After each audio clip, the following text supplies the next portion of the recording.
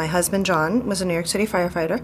He was diagnosed with cancer in 2006, directly related to the World Trade Center, and he died from that cancer in 2009.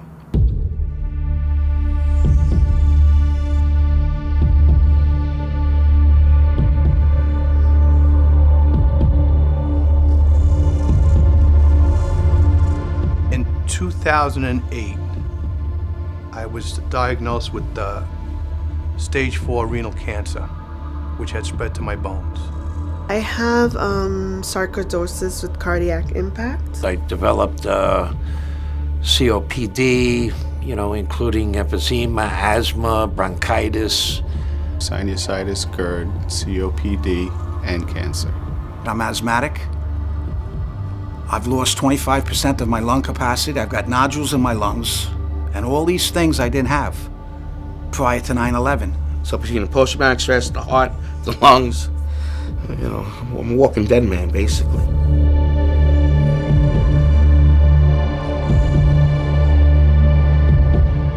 We had a track record of following people over a long time in their careers with the fire department, and we were able to see a sudden development of problems that we had not seen before. Some of these presentations were unusual in a group for their age and for their level of fitness prior to their exposure. He had an autoimmune disease called polymyositis. 3 in hundreds of thousands that would have a percentage of getting this disease.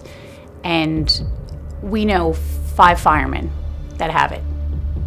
We see a lot of younger members with blood cancers like lymphomas and leukemias and multiple myeloma, which really I don't think would be expected in someone in that age population. Some of these cancers aren't diagnosed yet that are going to come out, and we have to include them. We can't let those people fall through the cracks.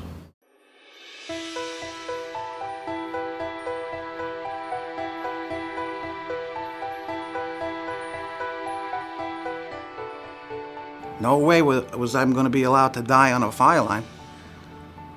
So I was retired. I was put out. I made a deal with the doctor that I would do whatever they told me if I could stay on the job and return to full duty. That was your last fire. He says, you're not going back to the firehouse. And after 32 years on the job, that came as kind of a shock because I was still having fun. The police department determined that I was no longer fit to be a detective due to my illnesses, so they forced me into retirement.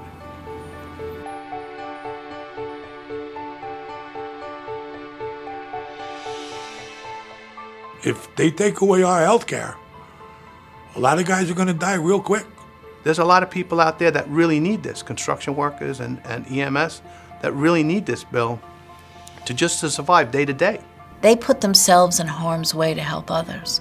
And now it is several years later. You can't abandon or forget about those people just because it's convenient to say, we've done enough. It should be there for all of us who did what had to be done. When the bill passed, it was a peace of mind, knowing that we were going to be covered for all the illnesses suffered down at Ground Zero, that our medications would be taken care of, and it would not be a financial burden on our families.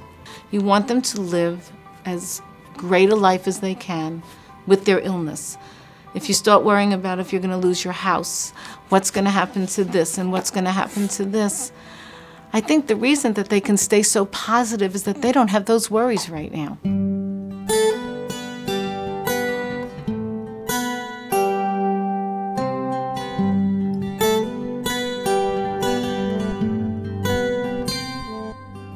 They are our neighbors, they are our families, they are the people who we hold up to others as an example of when your country needs you, who will step forward and help.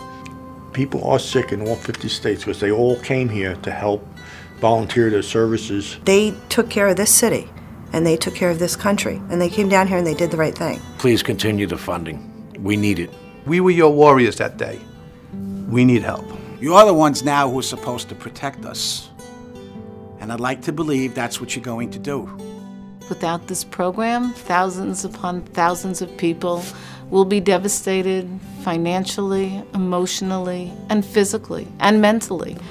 They need the support of Congress to continue this. They gave their lives to take care of other people, and they deserve to be treated for as long as they live.